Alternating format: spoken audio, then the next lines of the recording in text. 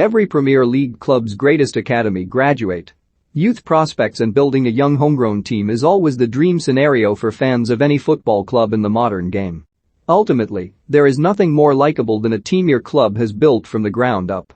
But the reality is that not every player in the academy can make it at the top level, no matter how good they might look in the reserves. It's a rarity and a luxury when a club can get a lengthy career out of an academy star, and a trope that needs appreciating. 90min has identified each of every 2021-22 Premier League club's greatest academy graduate. Starting in Barcelona's La Masia, Arsenal poached a young Fabregas at 16, and what a coup it turned out to be. Fabregas was a hit for the Gunners and progressed through the youth levels with ease before getting a full debut in 2003 aged 16.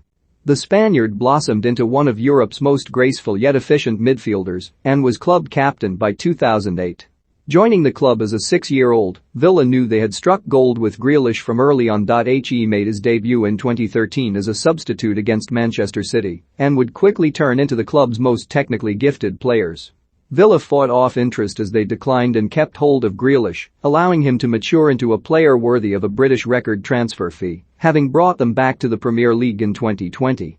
A one-club man is a serious rarity. Brentford struck gold with O'Connor. Capable of playing just about every position from midfield to full-back, O'Connor joined as a schoolboy in 1995 and would go on to become Brentford's longest-serving player in 2015, captaining the Bees over 200 times. Everything you could ever wish for from an academy graduate.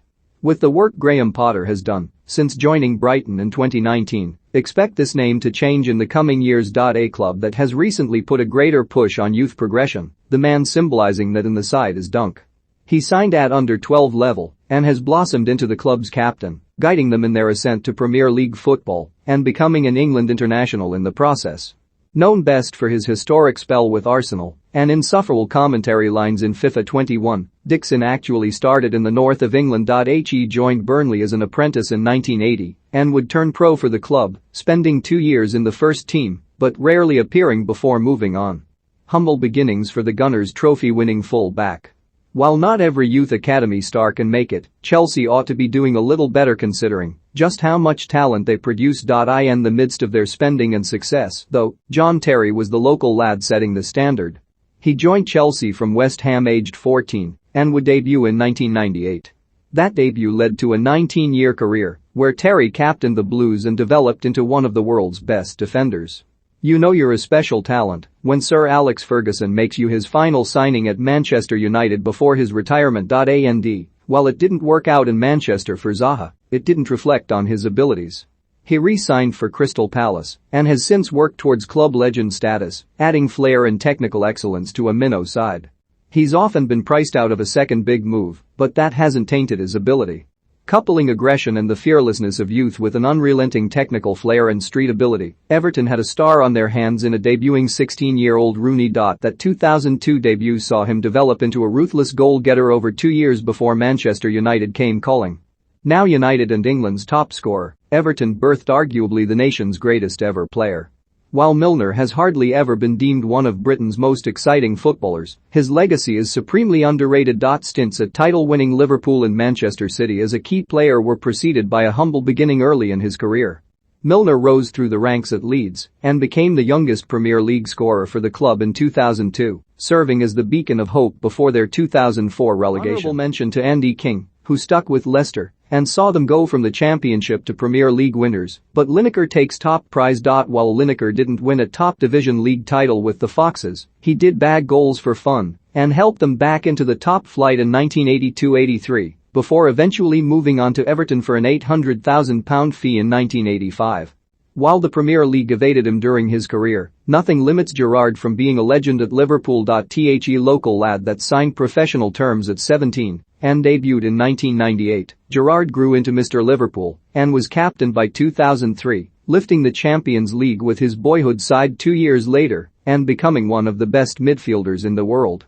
After pumping significant investment into their academy complex, Manchester City finally have a youth system proving fruitful. The head boy of that is Foden, who has looked nailed on to become England's next footballing star ever since his 2017 breakthrough. The local lad with all the talent in the world, City have one of their own to truly throw all of their support at while at the top level. The red side of Manchester has built its storied reputation on having such a rich and successful history of relying on its youth academy, making this one hard to narrow down to one. Giggs takes top spot, just. The Welshman is one of football's most decorated players and spent 23 years in the first team after signing on his 14th birthday in 1987.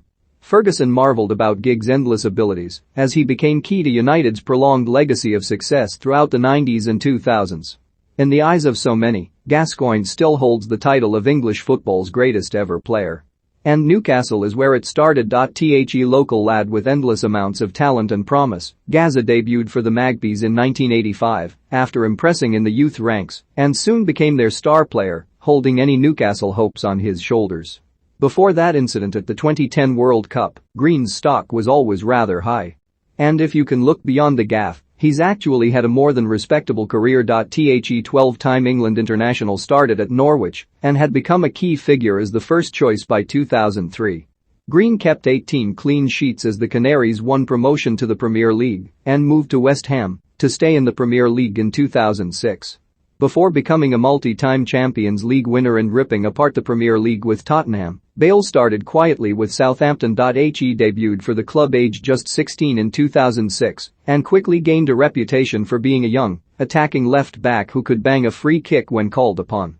He earned his move to Spurs in 2007 and did all right in the following years. Kane signed scholarship terms with Spurs at 16 but had to bide his time to explode into England's most prolific scorer. Learning the trade through the loan system, he had broken into Tottenham's eye by 2014-15 and finished with 21 league goals in his first full Premier League season.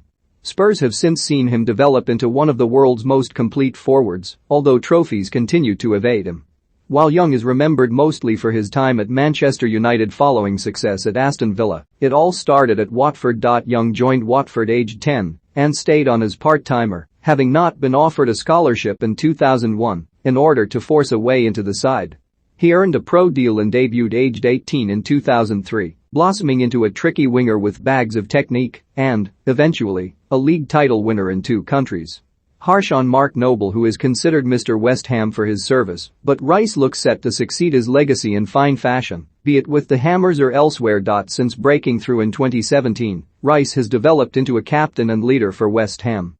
Combining that local lad feeling with genuine bags of talent, Rice has a huge career ahead of him and has already shown glimpses of becoming one of England's great midfielders. The Republic of Ireland's leading scorer and appearance maker, Robbie Keane's striking exploits are overlooked too often.